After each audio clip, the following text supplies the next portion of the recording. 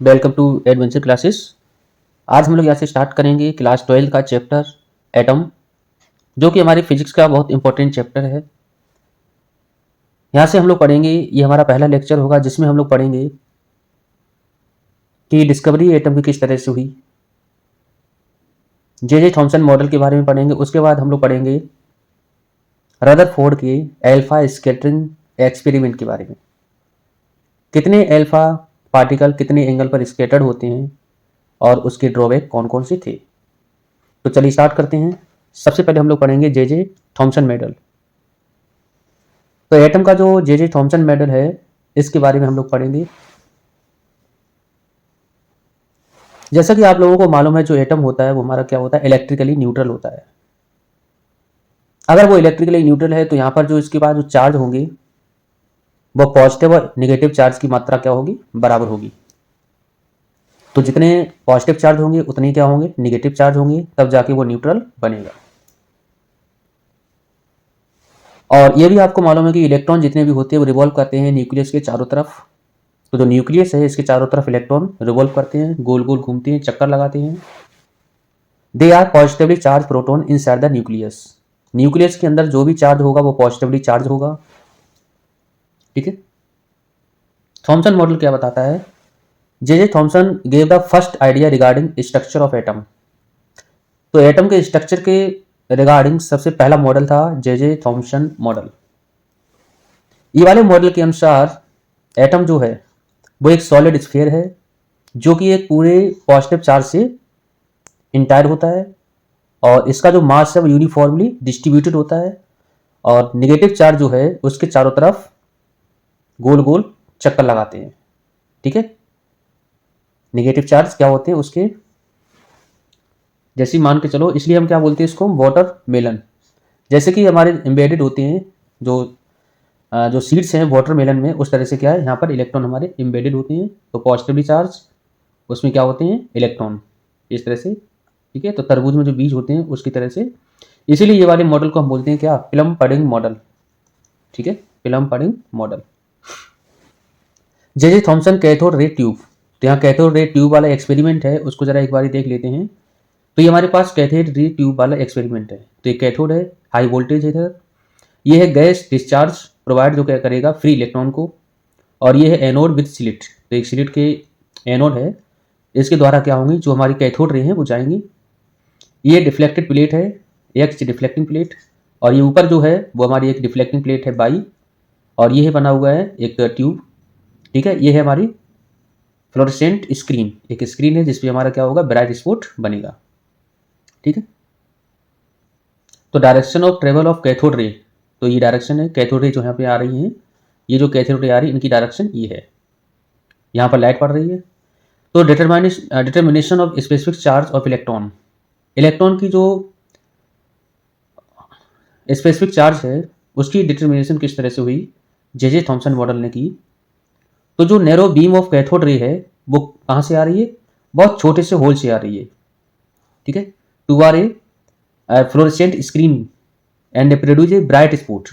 तो जैसा कि हम लोगों ने देखा, यहाँ से आ रही बिल्कुल बहुत पतली बीम, और जो कहाँ पड़ रही है, स्क्रीन के ऊपर पड़ रही है। और जो कैथोड रे है made to pass through a region where there are electric and magnetic field perpendicular to each other. और ये ऐसे पार्ट से पास कर रही होगी जहां पर इलेक्ट्रिक और मैग्नेटिक फील्ड क्या होंगे, परपेंडिकुलर होंगे, मतलब cross field. And perpendicular to direction of motion of cathode ray. तो यहाँ पर सारी चीजें क्या होंगी, परपेंडिकुलर होंगी।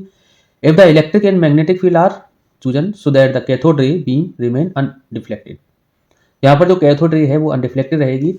जैसा कि हम लोग पिछले चैप्टर में पढ़े होंगे मूविंग चार्ज एंड गैल्वेनोमीटर में, तो वहां पर हम लोगों ने देखा होगा कि जो भी हमारा वेलोसिटी सिलेक्टर है v बराबर, वो हम लोग पढ़ते हैं E अपॉन में b। ठीक है। तो ये क्या होता है कि जितने भी हमारे पार्टिकल होंगे या फिर जितने भी चार्ज पार्टिकल हैं वो बिना डिफ्लेक्ट किए हुए सीधे निकल जाएं किसी भी इलेक्ट्रिक और मैग्नेटिक फील्ड से, अगर मान के चलो दोनों परपेंडिकुलर हैं, तो क्रॉस फील्ड में है। तो यहाँ पर जो force due to magnetic field होगा वो हमेशा force due to electric field के बराबर होता है। ठीक है। तो ये वाली कंडीशन आप पढ़ चुके होंगे। तो यहाँ पर जो हमारा ये बनेगा, जो इलेक्ट्रिक फोर्स की वजह से इलेक्ट्रिक फोर्स है, ये हमारा मैग्नेटिक फोर्स है। ठीक है। ये बनेगा इलेक्ट्रिक फोर्स। अगर यहाँ से हम निकालें b, तो b बराबर हो जाएगा E अपॉन v। तो ये हमारा क्या होता है, वेलोसिटी सिलेक्टर। ठीक है। तो यहाँ पर अगर इतने स्पीड से कोई भी पार्टिकल जाए तो यहाँ पर स्पीड जो है कैथोड रे की इतनी होनी चाहिए, तो इससे क्या है बिना डिफ्लेक्ट हुए वो सीधी निकल जाएगी। v क्या होगी, वेलोसिटी होगी, और e होगा इलेक्ट्रॉन, ठीक है, charge cathode ray particle. b हमें मालूम है मैग्नेटिक फील्ड है, e होगा इलेक्ट्रिक फील्ड। कैपिटल V अगर मान के चलो पोटेंशियल डिफरेंस है कैथोड और एनोड के बीच में, तो यहाँ पर जो बनेगा cathode ray particle each of mass m are accelerated then work done, work energy theorem. Work energy theorem के अनुसार क्या होगा कि यहाँ पर जो बनेगा W नेट वर्क डन जो होता है वो चेंज इन काइनेटिक एनर्जी के बराबर होता है। और जैसा कि हम लोग पढ़ते हैं पोटेंशियल डिफरेंस बराबर होता है W अपॉन में Q। तो यहाँ से अगर हम निकालें W तो W बराबर हो जाएगा Q इंटू में B, और यहाँ से जो V है वो है पोटेंशियल डिफरेंस। अच्छा Q जो है वो हमारा एक चार्ज है। Q क्या है, चार्ज। जब Q चार्ज है तो यहाँ पर हम किसकी बात कर रहे हैं, चार्ज हमारा बनेगा इलेक्ट्रॉन। इस हिसाब से V इंटू ई बराबर बनेगा हाफ mv²। अगर हम मान के चलो दोनों इक्वेशन को कंबाइन करें, एक इक्वेशन हमारे पास थी v बराबर ई अपॉन में v, ठीक है, लेकिन ध्यान रखना ये वेलोसिटी है, ये क्या है स्मॉल v वेलोसिटी, ये बनेगा पोटेंशियल। अगर दोनों को हम कंबाइन करें तो यहाँ से जो v की जगह पर है वो हम लिखेंगे ई अपॉन में v। तो v की जगह हमने लिखा ई अपॉन b, तो स्क्वायर हो जाएगा ई स्क्वायर अपॉन में बी स्क्वायर। ई वाला v हमने कहाँ पहुँचाया, यहाँ पर पहुँचा दिया, और दूसरा जो है m जो है वो हमने यहाँ पर पहुँचा दिया। तो ई अपॉन m बराबर क्या बना, ई स्क्वायर अपॉन में 2v² if the electric field is switch off. अगर मान के चलो इलेक्ट्रिक फील्ड हमने स्विच ऑफ कर दिया and only the magnetic field is applied, अगर मैग्नेटिक फील्ड केवल अप्लाइड हो तो electron beam will be bent into an arc of an circle radius r। तो यहाँ पर जो भी बीम बन रही है इलेक्ट्रॉन की वो क्या हो जाएगी, बेंड हो जाएगी। तो यहाँ पर जब बेंड होगी कुछ आर्क बनाएगा जिसकी रेडियस हमने r मान ली, तो वहाँ पर जो वेलोसिटी बनेगी वो mv² अपॉन r होगा, वो केवल मैग्नेटिक फोर्स के बराबर होगा। ठीक है, मैग्नेटिक फोर्स हम लोग पढ़ चुके होते हैं, F बराबर QBV, सही है। यहाँ से ये बनेगा वेलोसिटी, ये बनेगा तुम्हारा मैग्नेटिक फील्ड, ये होगा चार्ज। चार्ज हमारे यहाँ पर क्या है, इलेक्ट्रॉन है। इस हिसाब से ई अपॉन बी जो होगा, ई अपॉन बी वो बनेगा बी अपॉन वी आर के, या ई अपॉन एम बराबर ई अपॉन में आर बी²। ठीक है, if the magnetic field is switch of and only the electric field is applied, deflection of electron in the electric field is given by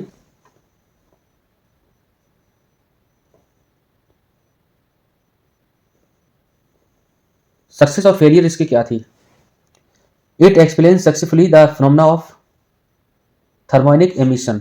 तो इसने thermionic emission और photo electric emission और ionization के बारे में बिल्कुल अच्छे से बता दिया। थर्मोनिक एमिशन का मतलब ये है कि अगर मान के चलो किसी, जैसे मान लो मेटल के ऊपर हमने कोई रेडिएशन डाला तो यहाँ से जो फ्री इलेक्ट्रॉन है वो इजेक्ट होना स्टार्ट हो जाएंगे, जिसको हम बोलते हैं थर्मोनिक एमिशन। फोटो का मतलब जब हमने लाइट डाली, ठीक है, और थर्मो का मतलब जब हमने उसको हीट किया। The model fail to explain the scattering of alpha particle. ये वाला मॉडल फेल हो गया था क्योंकि ये स्कैटरिंग नहीं बता पाया अल्फा पार्टिकल की। It could not explain the origin of spectral line observe in the spectrum of hydrogen and other atom. तो हाइड्रोजन और अदर एटम के लिए वो स्पेक्ट्रम को नहीं बता पाया, मतलब स्पेक्ट्रल लाइन को ऑब्जर्व नहीं कर पाया। ठीक है, अल्टीमेटली दिस मॉडल वाज डिस्क्लियर। तो यहाँ पर जो ये वाला मॉडल है वो हमारा फेल है, इसलिए हम इसको आज वीडियो नहीं करते हैं, डिस्कार्डेड मतलब। ठीक है, तो the other name for J Thomson model, तो अदर नेम हमने पढ़ा था क्या था, फिल्म पडिंग मॉडल। ठीक है, the positive charge of atom is uniformly distributed throughout the volume of an atom and the negatively charge electron are embedded in it. और negative charge embedded होते हैं। It like seed in a watermelon is given by, किसके द्वारा दिया गया, तो हमें मालूम है ये जे थॉमसन ने दिया। विच of the following could not be explain by J Thomson cathode ray tube model. तो कौन सी फिनोमेना एक्सप्लेन नहीं हुई थी, तो थर्मोनिक हुई थी, बिल्कुल सही है। फोटो इलेक्ट्रिक हुई थी, बिल्कुल सही। आयनाइजेशन हुई थी, बिल्कुल सही। हाइड्रोजन स्पेक्ट्रम नहीं हुआ था। ठीक है, अब बात करते हैं alpha particle scattering and Rutherford's nuclear model of atom. यहाँ पर अल्फा पार्टिकल स्कैटरिंग के बारे में हम लोग पढ़ेंगे। तो alpha scattering and Rutherford's nuclear model of atom. तो रदरफोर्ड ने एक परफॉर्म किया experiment on the scattering of alpha particle by using extremely thin gold foil. बहुत पतली गोल्ड फॉइल का उन्होंने प्रयोग किया। ठीक है, और कुछ उन्होंने ऑब्जर्वेशन बनाई, वो क्या थी, जैसे हमारे पास क्या है, ये गोल्ड फॉइल है बहुत पतली, और यहाँ पर हमारा कोई सोर्स रखा हुआ है, अल्फा पार्टिकल का कोई सोर्स है, न्यूक्लियर सोर्स है, और ये हमारे पास एक स्क्रीन है। तो यहाँ से क्या हो रहा है, अल्फा पार्टिकल आ रहे हैं, सोर्स ऑफ अल्फा पार्टिकल। ये है सर्कुलर फ्लोरेसेंस स्क्रीन है जिंक सल्फाइड की, ये थिन गोल्ड फॉइल है। Most of the alpha particle pass through the foil state away undeflected. तो ज़्यादा से ज़्यादा अल्फा पार्टिकल क्या हुए, बिना डिफ्लेक्ट हुए सीधे निकल गए। Some of them are deflected through small angle, कुछ थोड़े एंगल पे डिफ्लेक्ट हो गए। ओनली अबाउट 0.14%, केवल 0.14% अल्फा पार्टिकल स्कैटर हो गए by more than 1 degree, 1 degree से डिफ्लेक्ट हो गए।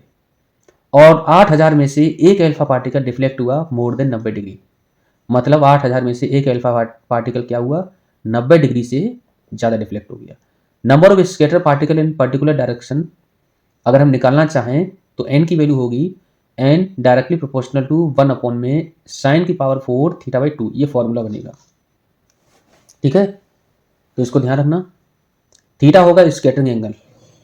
गीजर मार्सडन एक्सपेरिमेंट, इसी को हम बोलते हैं गीजर मार्सडन एक्सपेरिमेंट, जो कि रदरफोर्ड के 2 एसोसिएट थे, उनके 2 स्टूडेंट थे, उन्होंने ये वाला मॉडल को क्या किया था लैब में, या फिर ये वाले एक्सपेरिमेंट को लैब में परफॉर्म किया था।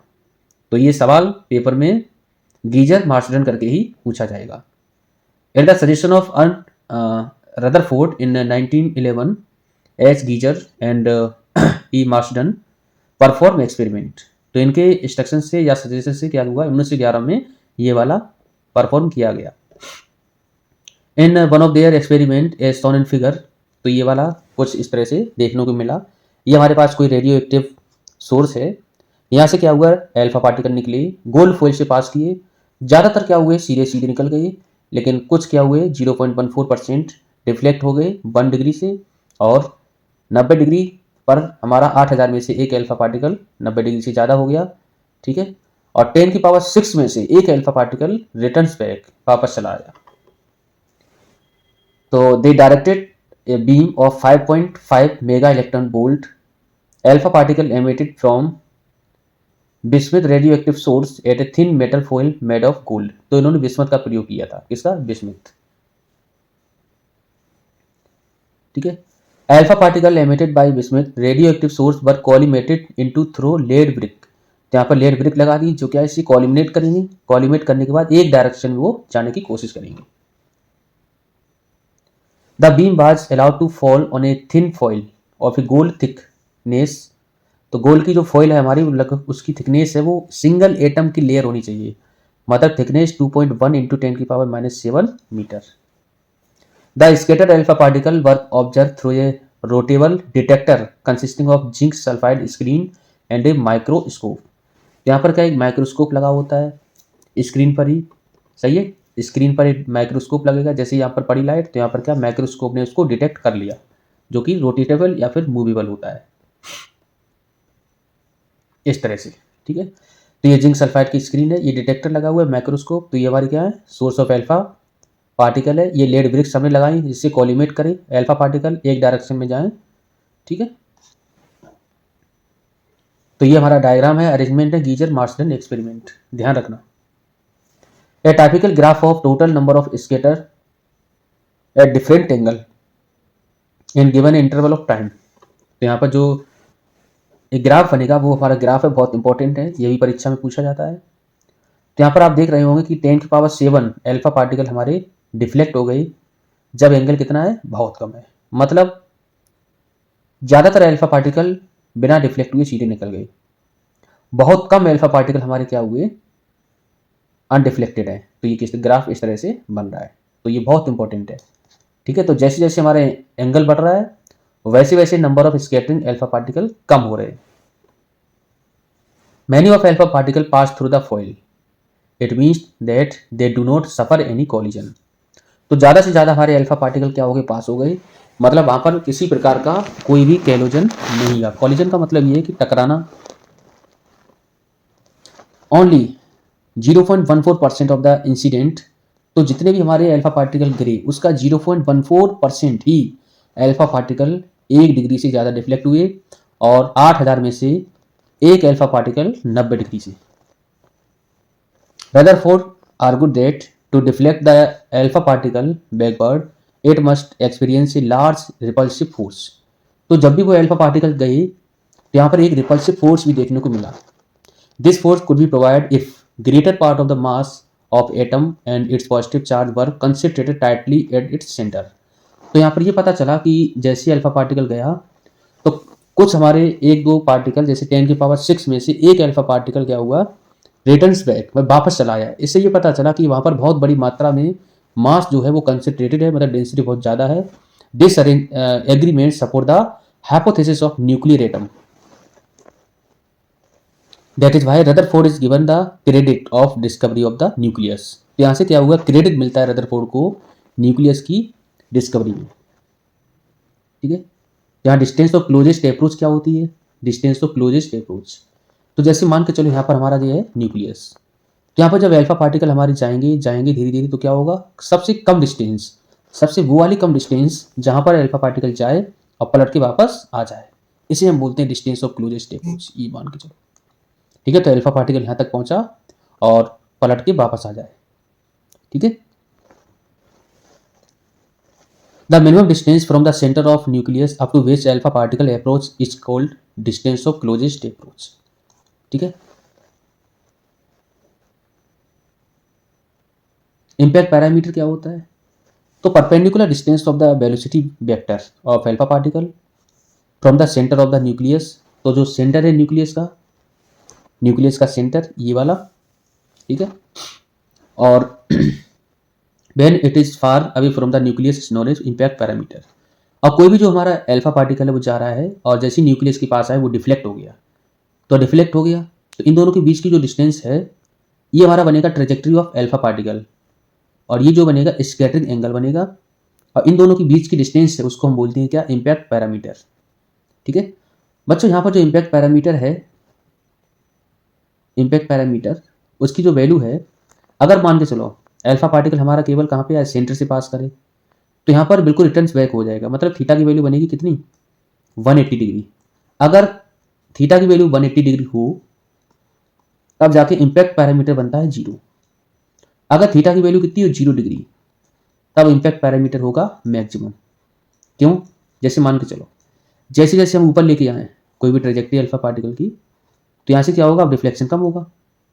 तो और जैसे ऊपर ले जाओ तो यहाँ पर जैसे जैसे हमारे एंगल क्या होगा, स्कैटरिंग एंगल कम मिलेगा, वैसे वैसे क्या होगा, स्कैटरिंग एंगल कम होगा, वैसे वैसे क्या इम्पैक्ट पैरामीटर ज़्यादा होगा. इम्पैक्ट पैरामीटर को सॉल्व करने के लिए एक फॉर्मूला है 1/4πε0 cot θ/2 अपन में हाफ mv². मतलब v जो है इम्पैक्ट पैरामीटर cot θ/2 के डायरेक्टली प्रोपोर्शनल है. जेड हमें मालूम है एटॉमिक नंबर, ई मालूम है चार्ज ऑफ इलेक्ट्रॉन, थीटा मालूम है स्कैटरिंग एंगल, और m होता है मास ऑफ पार्टिकल, और b होता है velocity of particle. Rutherford's alpha scattering experiment conclusion क्या थी, तो most of the mass and all the positive charge of atom is concentrated in very small reason called atomic nucleus. तो ज़्यादा से ज़्यादा मास जो है वो कंसंट्रेटेड है पॉजिटिव चार्ज से. ठीक है, बहुत स्मॉल रीजन में, जिसे नाम क्या दिया, न्यूक्लियस. और जो न्यूक्लियस है वो पॉजिटिवली चार्ज है, और इसका जो साइज है वो किस ऑर्डर में है, 10⁻⁻15 मीटर, जिसे हम बोलते हैं 1 फर्मी मीटर. और यहाँ पर ज़्यादातर जो स्पेस है वो कैसा है, एम्प्टी है, क्योंकि ज़्यादातर हमारे इलेक्ट्रॉन जो अल्फा पार्टिकल हैं वो बिना डिफ्लेक्ट हुए सीधे निकल चुकी थी. और जो इलेक्ट्रॉन होंगे वो रिवॉल्व करेंगे न्यूक्लियस के चारों तरफ, जैसे कि प्लानेट करते हैं सन के अराउंड. ड्रॉबैक क्या थी रदरफोर्ड मॉडल की, इसने स्टेबिलिटी ऑफ एटम को नहीं बता पाया. मतलब इसने स्टेबिलिटी ऑफ एटम को एक्सप्लेन नहीं किया, क्योंकि यहाँ पर जो क्लासिकल इलेक्ट्रोडायनेमिक थ्योरी है, यहाँ पर जो पार्टिकल है वो लगातार एक्सीलरेट हो रही थी. ठीक है, और एनर्जी को रेडिएट कर रही थी. तो लगातार एनर्जी को रेडिएट कर रहे हैं, अपने पाथ को बदल रहे हैं, तो यहाँ पर कोई भी स्टेबिलिटी नहीं थी. दूसरा ये है कि यहाँ पर जो इलेक्ट्रॉन है वो मूव कर रहे हैं सर्कुलर पाथ में न्यूक्लियस के चारों तरफ, और ये रेडिएट भी कर रहे हैं कुछ एनर्जी को, और ये हमारे स्मॉलर ऑर्बिट में जो एनर्जी होगी डिक्रीज होगी, रेडियस भी डिक्रीज होगी, और अल्टीमेटली क्या होते हैं वो न्यूक्लियस में ही समा जाते हैं. ठीक है, धीरे धीरे क्या करते हैं वो रेडियस अपनी एनर्जी को निकालेंगे. जैसे मानो न्यूक्लियस के चारों तरफ कोई भी इलेक्ट्रॉन गोल गोल घूम रहा है, तो मान लो अगर एनर्जी कम हो रही, धीरे धीरे एनर्जी कम हो रही, तो क्या है, एक जगह कंडीशन ऐसी आएगी कि वो न्यूक्लियस के अंदर ही समा जाएगा, लेकिन ऐसा पॉसिबल नहीं हो इस तरह से। जैसे मान लो ये इलेक्ट्रॉन है, गोल गोल घूम रहा है, तो जैसे ही वो रेडिएशन होगा, रेडिएशन निकलेंगी तो एनर्जी निकलेगी, तो एनर्जी जब कम होगी तो धीरे धीरे क्या होगा, धीरे धीरे धीरे धीरे धीरे धीरे क्या होगा, वो न्यूक्लियस के अंदर ही समा जाएगा। और ये वाले मॉडल के अनुसार जो स्पेक्ट्रम है एटम का must be continuous, where is practically it is a line spectrum. और यहाँ से कैसा मिला, लाइन स्पेक्ट्रम मिला। ये एक्सप्लेन नहीं कर पाया था distribution of electron outside the nucleus, nucleus के बाहर साइड में इलेक्ट्रॉन का डिस्ट्रीब्यूशन को एक्सप्लेन नहीं कर पाया। कुछ हमारे एमसीक्यूज हैं, कौन कौन से हैं। Impact parameter is the distance होती है, कौन सी डिस्टेंस होती है, distance of initial velocity vector of the alpha particle from the centre of nucleus. यहाँ पर होगा कैसा, परपेंडिकुलर डिस्टेंस, ठीक है। 1 फर्मीमीटर है मानो में 10 की पावर माइनस का 15 मीटर के बराबर होता है, ठीक। रिलेशन होता है बिटवीन हमारा किसका, क्लोजेस्ट अप्रोच और काइनेटिक एनर्जी के बीच में। तो क्लोजेस्ट अप्रोच और काइनेटिक एनर्जी के बीच में रिलेशन होता है इनवर्सली का, ध्यान रखना। Relation between impact parameter and scattering angle, scattering angle और इम्पैक्ट पैरामीटर के बीच में क्या रिलेशन है, तो cos theta by cot theta by 2 का। तो अगला मॉडल हमारा है Bohr model of the hydrogen atom.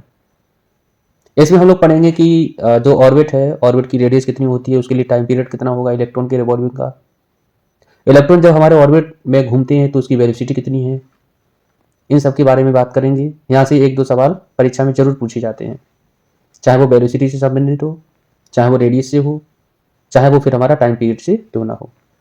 तो चलिए स्टार्ट करते हैं बिना किसी देरी के। अगर आप लोगों ने पिछला लेक्चर नहीं देखा हमारा, तो उसको भी जाके एक बार देख लें, जिससे आपके पुराने कंसेप्ट क्लियर हो जाएं, ठीक है। तो चलिए स्टार्ट करते हैं। Bohr model of hydrogen atom.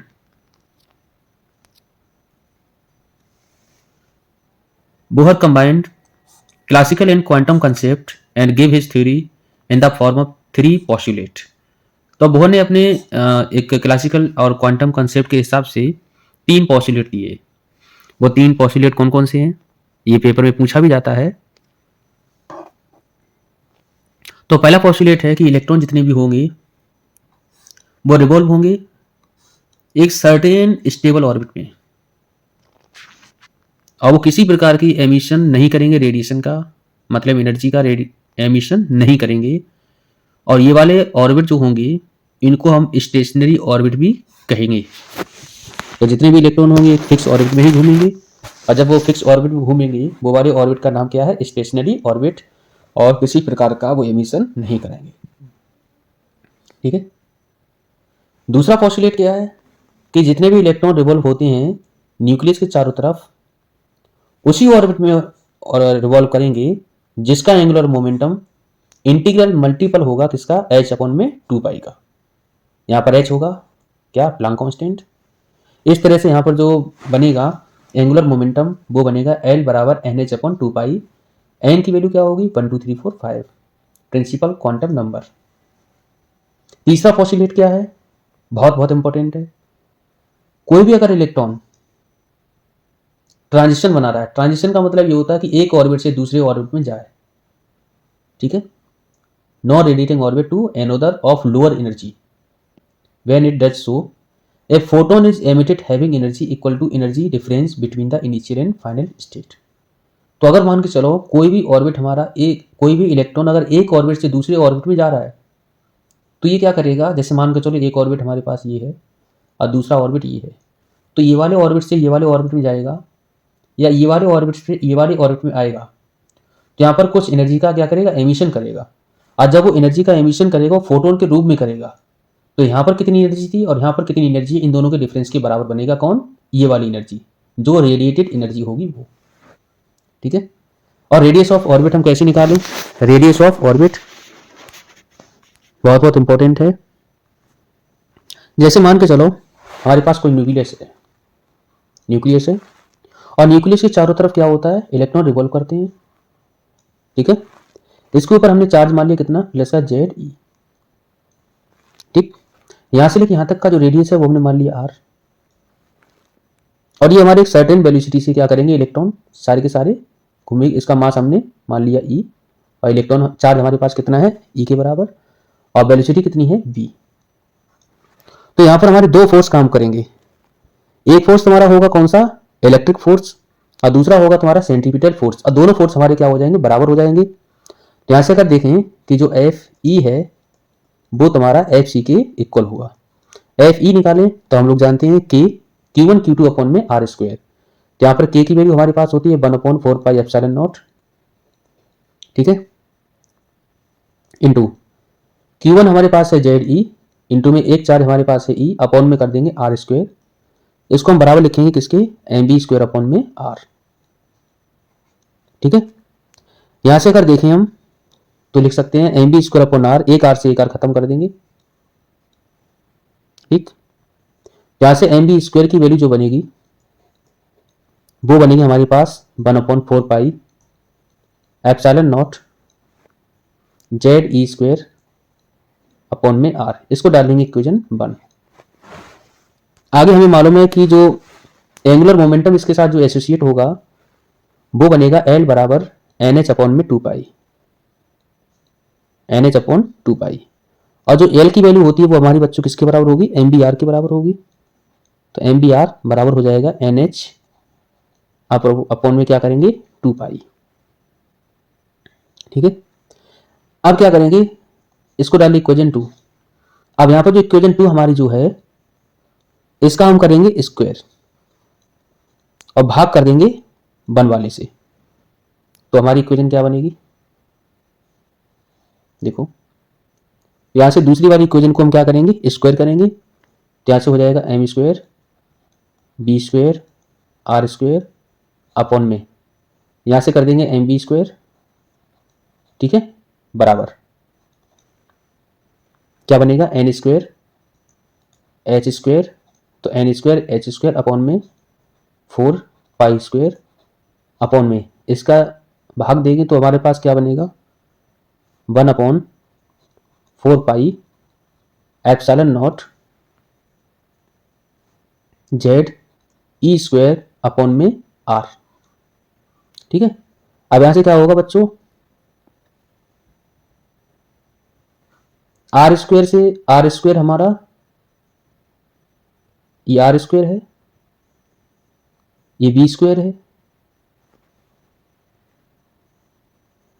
इसको हम सॉल्व करेंगे तो आर हमारा कहां पहुंचेगा, ऊपर पहुंचेगा, और बी स्क्वायर से बी स्क्वायर हम खत्म कर देंगे, एक एम से एक एम खत्म कर देंगे। तो यहां से बचेगा एम आर स्क्वायर बराबर, ये जो एक आर है वो ऊपर पहुंचेगा तो हो जाएगा n square h square into में आर इंटू में 4π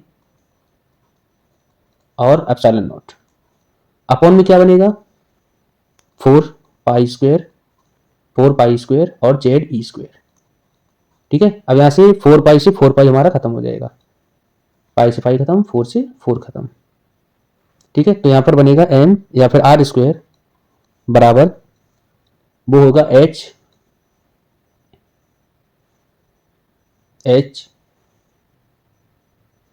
स्क्वायर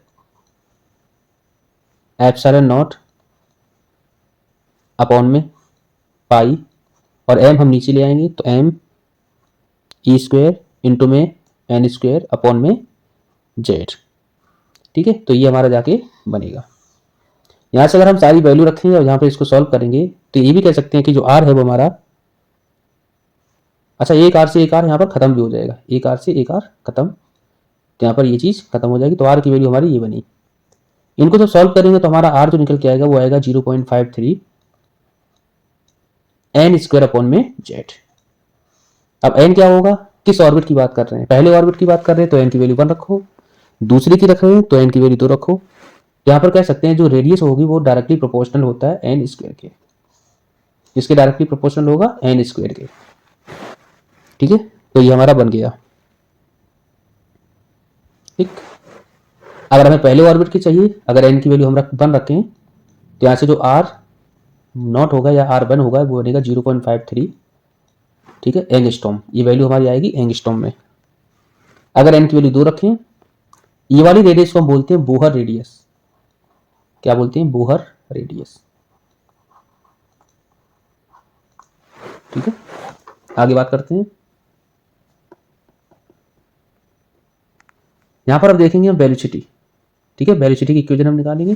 तो जैसा कि यहाँ पर देखो लिखा हुआ है कि जो भी हमारी रेडियस होगी इनर मोस्ट ऑर्बिट, अगर एन की वैल्यू हम 1 रखें तो यहाँ पर अभी हमारी जो इक्वेशन निकल के आई थी वो क्या थी, आर नॉट बराबर 0.53 एंगस्ट्रॉम। तो ये तुम्हारी बनेगी बोहर रेडियस, ठीक है। जेड की वैल्यू 1 रखेंगे हाइड्रोजन एटम के लिए। अब बात करते हैं स्पीड ऑफ इलेक्ट्रॉन। स्पीड हम किस तरह से निकालें, ठीक है, चलिए देखते हैं।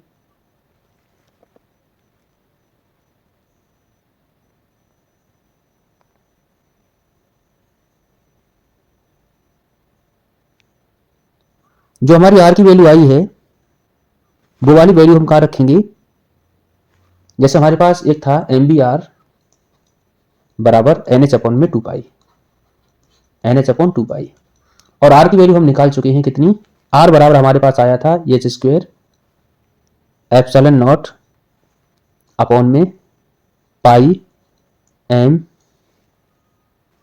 ई स्क्वेयर इंटू में एन स्क्वेयर अपॉन में जेड। ये हमारे पास आर की वैल्यू थी। अभी आर की वैल्यू हम यहाँ रखेंगे तो बनेगा एम इंटू में B into H square epsilon not upon में लिखेंगे क्या, pi M E square N square upon में जेड बराबर हो जाएगा एन एच अपॉन में 2 पाई। अब देखो पाई से पाई खत्म, एक एन से एक एन खत्म हो जाएगा और एक एच से एक एच खत्म हो जाएगा। हमें क्या निकालना है, वेलोसिटी, ठीक है, वेलोसिटी निकालनी है। तो एम से एम भी खत्म हो गया, तो v जो है वो किसके बराबर होगा, b बराबर बनेगा तुम्हारा ई स्क्वायर, ऊपर पहुंचेगा तो ई स्क्वायर अपॉन में ई स्क्वायर, अच्छा ई अपॉन इंटू में जेड और है, ठीक है, ई स्क्वायर और ये हमारा 2 और है 2, तो 2 कर दो, एच हमारा नीचे आएगा तो एच बी, तो यहाँ पर क्या होगा, जेड ऊपर पहुंचा, ई स्क्वायर ऊपर पहुंचा, 2h नीचे आया और यहाँ पर एक होगा एप्सिलॉन नॉट, ठीक है, और अपॉन में क्या बचेगा n, एक n ये वाला नीचे पहुंचेगा तो z अपॉन में n। तो ये हमारा एक फॉर्मूला बना किसके लिए, स्पीड के लिए। तो यहाँ पर जो स्पीड होती है वो इन्वर्सली होती है किसके, n के, सही है, ध्यान रखना स्पीड जो है वो n के इन्वर्सली होती है।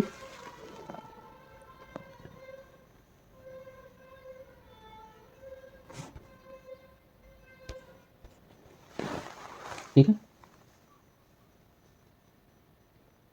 एंगुलर फ्रीक्वेंसी अगर निकाले तो एंगुलर फ्रीक्वेंसी nth ऑर्बिट के लिए बनेगी ये।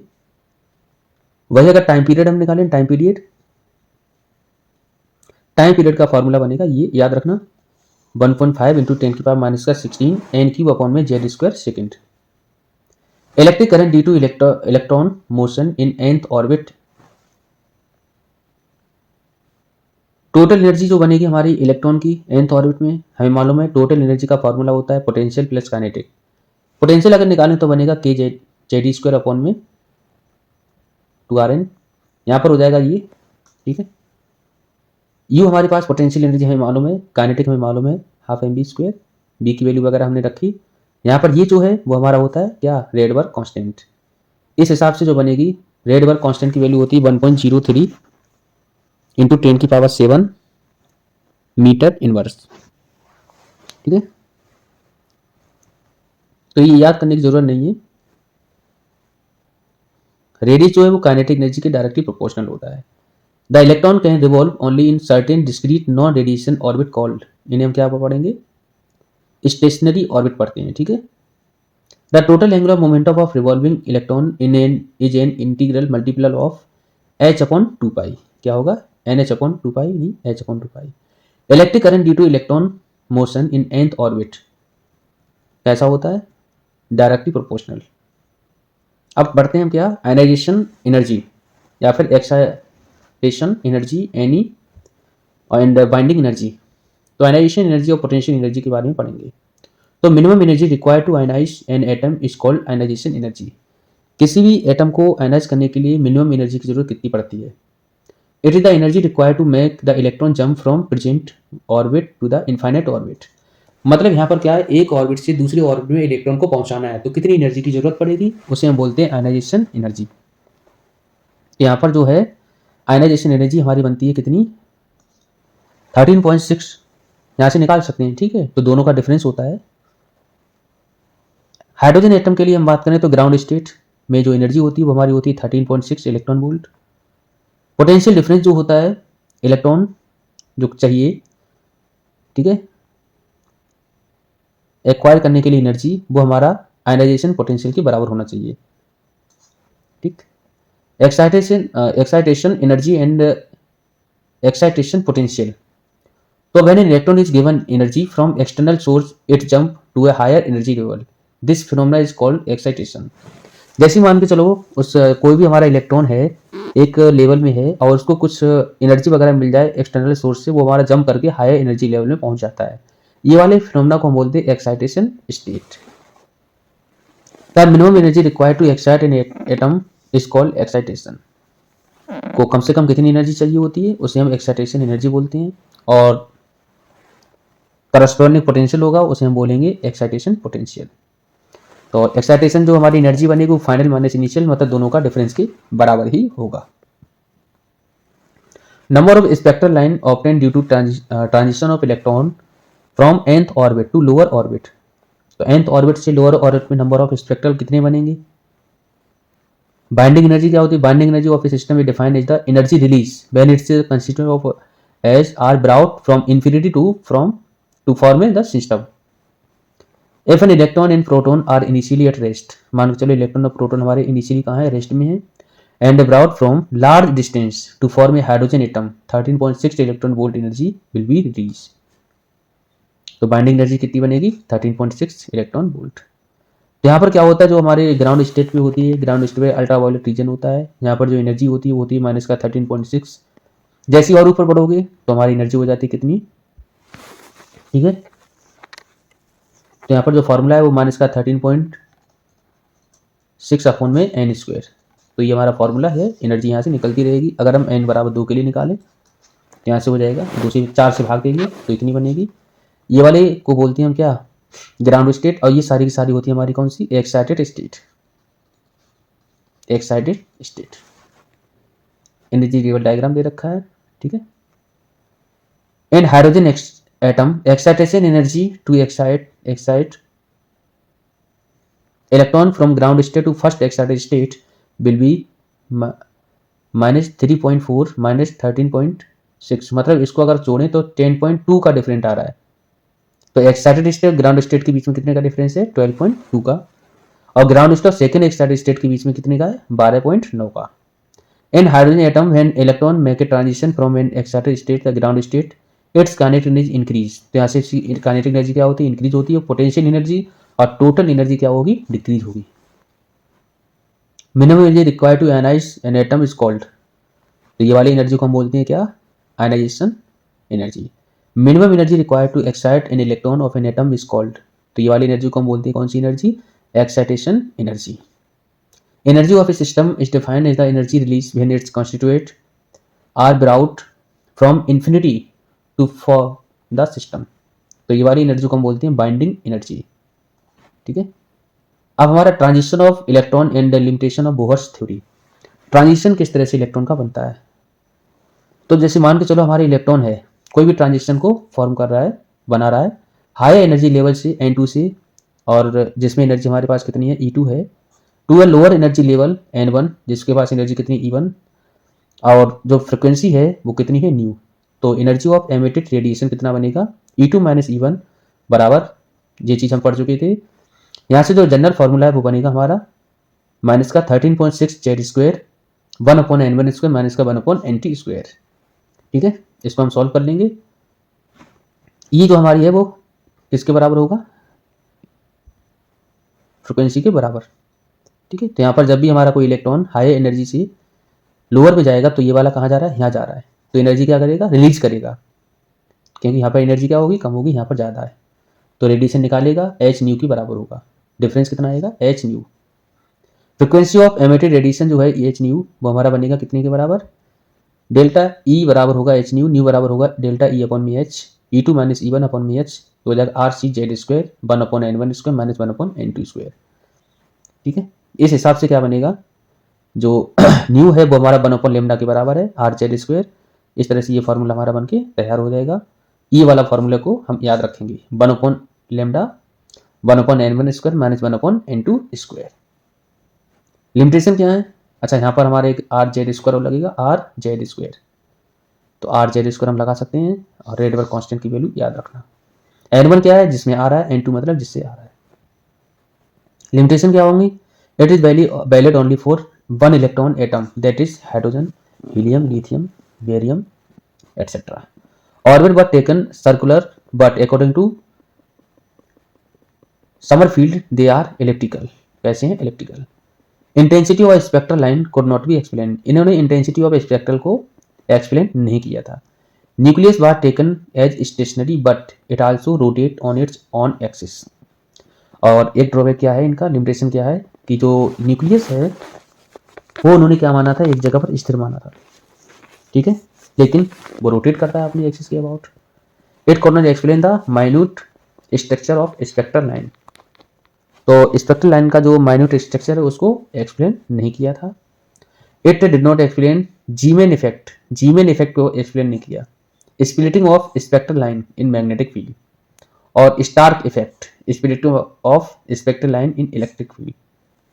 तो इलेक्ट्रिक फील्ड और मैग्नेटिक फील्ड जो स्प्लिटिंग होती है स्पेक्ट्रल लाइन की, उसको उन्होंने एक्सप्लेन नहीं किया।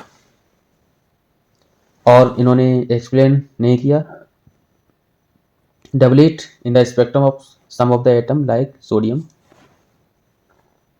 Which of the following is a limitation of Bohr atom theory? Atomic theory की बोहर की क्या लिमिटेशन थी, तो सारी की सारी लिमिटेशन थी। Bohr atomic theory could not explain the Zeeman effect, भी एक्सप्लेन नहीं कर पाई थी, स्टार्क को भी नहीं कर पाई थी, तो बोथ एन एंड बी। दूसरे वाले लेक्चर में हम लोगों ने देखा कि बोहर एटॉमिक मॉडल क्या है, उसके कौन कौन से पोस्टुलेट हैं, और जो भी हमारे इलेक्ट्रॉन हैं वो रिवॉल्व कर रहे हैं न्यूक्लियस के चारों तरफ एक फिक्स ऑर्बिट में, तो ऑर्बिट की रेडियस क्या बनेगी, स्पीड क्या बनेगी इलेक्ट्रॉन की रिवॉल्विंग करने की, और जो भी हमारा पाथ है उसके बारे में हम लोगों ने बात की थी, टाइम पीरियड के बारे में बात की थी, एनर्जी के बारे में बात की थी। ठीक है, उसके बाद हम लोगों ने देखा कि बोहर एटॉमिक मॉडल की लिमिटेशन क्या है। ठीक है, तो उसके आगे कंटिन्यू करते हुए आगे हम लोग पढ़ेंगे एटॉमिक स्पेक्ट्रा। तो हाइड्रोजन स्पेक्ट्रम और स्पेक्ट्रल सीरीज, तो जो भी हमारा हाइड्रोजन एटम है is excited, it returns to ground state. अगर कोई भी हमारा जो हाइड्रोजन एटम है किसी भी एक्साइटेड स्टेट में है, वो वापस कहाँ आएगा, ग्राउंड स्टेट में आएगा, और जब वो ग्राउंड स्टेट में आएगा तो कुछ रेडिएशन को क्या करेगा, एमिट करेगा, जो कि पहले वो एब्जॉर्ब कर चुका है। जैसे मान के चलो, कोई भी मान के चलो हमारे पास न्यूक्लियस है, न्यूक्लियस के चारों तरफ इलेक्ट्रॉन घूम रहे हैं, तो इसने क्या करा, जो भी रेडिएशन को एब्जॉर्ब किया, जैसे ही रेडिएशन को एब्जॉर्ब किया तो वैसे वो कहाँ चला गया, एक्साइटेड स्टेट में। लेकिन ये एक्साइटेड स्टेट में रहना चाहेगा नहीं, और जो वापस आएगा, तो जब वापस आएगा तो कुछ रेडिएशन को अपनी तरफ से निकालेगा जो भी उसने एब्जॉर्ब की होंगी पहले से। This energy is given out by atom in the form of radiation of different wavelength as electron jump down from a higher to lower orbit. अब ये हायर टू लोअर ऑर्बिट में क्या करेगा, गिर जाएगा, और कुछ रेडिएशन को फोटोन के रूप में आगे निकालेगा। ये जो एनर्जी है वो दोनों ऑर्बिट के डिफरेंस के बराबर होगी, दोनों ऑर्बिट के एनर्जी के डिफरेंस के बराबर होगी। Transition from different orbit cause different wavelength. यहाँ पर क्या होगा कि जैसे मानो हमारे पास क्या है, लेवल 1 है, एक लेवल 2 है, तो अगर मानो इलेक्ट्रॉन हमारे एक्साइटेड स्टेट से ग्राउंड स्टेट में आ रहे हैं तो कुछ हमारे रेडिएशन को निकालेंगे जिसे हम पढ़ते हैं फोटोन के रूप में। और जो if the atom goes to state of lower energy it emit a photon, lower energy में पहुंचे तो समझ जाओ क्या है, वो फोटोन को एमिट करेगा, तो ये एमिट कर रहा है। These constitute spectral series which are characteristic of the atom emitting them. तो ये क्या कर रहा है, एमिट कर रहा है। When absorb through a spectroscope, अगर मानो चलो उसने एब्जॉर्ब किया तो ये क्या करेगा, they are imaged a sharp and straight vertical line of a single colour. Spectral series of hydrogen atom, spectral line arising from the transition of electron from spectral series. देखिए स्पेक्ट्रल सीरीज होती है, उसके द्वारा हम इसको समझेंगे। Mainly there are 5 series are each series name after its discoverer as Lyman series, Balmer series, Paschen series, Brackett series, Pfund series. तो ये हमारी 5 सीरीज हैं। According to Bohr theory of wavelength, the radiation emitted from hydrogen atom is given by, तो जो भी radiation हमारी given होती है आउट, मतलब जो निकलती है बाहर हाइड्रोजन एटम के लिए, वो हमने पहले ही पढ़ चुके हैं। 1/λ बराबर are 1/n1 square minus 1/nt square. तो जैसे हमारे पास एक n1 है, एक लेवल हमारे पास n2 है, तो ये हमारा होगा एक्साइटेड स्टेट और ये बनेगा हमारा ग्राउंड स्टेट। तब ये यहाँ से यहाँ तक आएगा तो कुछ रेडिएशन को निकालेगा बाहर, तो वेवलेंथ यहाँ पर जो बनेगी वो बनेगी ये, ठीक है। n2 is the outer orbit, ध्यान रखना n2 क्या होगा, आउटर ऑर्बिट होगा, n1 होगा इनर ऑर्बिट। तो n1 क्या बना, इनर ऑर्बिट, n2 क्या होगा, बाहर वाला ऑर्बिट जिसकी एनर्जी ज़्यादा होगी। तो इस तरह से हमारा जो स्पेक्ट्रल सीरीज बनती है वो ये है। अगर n बराबर 1 है तो समझ जाओ इसे हम बोलते हैं क्या, ग्राउंड स्टेट। n बराबर 2 पे जो एनर्जी होती है माइनस का 3.4 होती है इलेक्ट्रॉन वोल्ट, इसे हम बोलते हैं क्या, बामर सीरीज। ठीक है, अगर इलेक्ट्रॉन हमारे कहाँ पर आ जाए, n बराबर 2 पे आ जाए, n बराबर 3 पे आ रहे हैं तो पार्शियल सीरीज, n बराबर 4 पे आ रहे हैं तो इसे हम बोलते हैं क्या, ब्रैकेट सीरीज। ठीक है, n बराबर 5 पे आ जाएं तो समझ जाओ उसे हम बोलेंगे क्या, फंड सीरीज।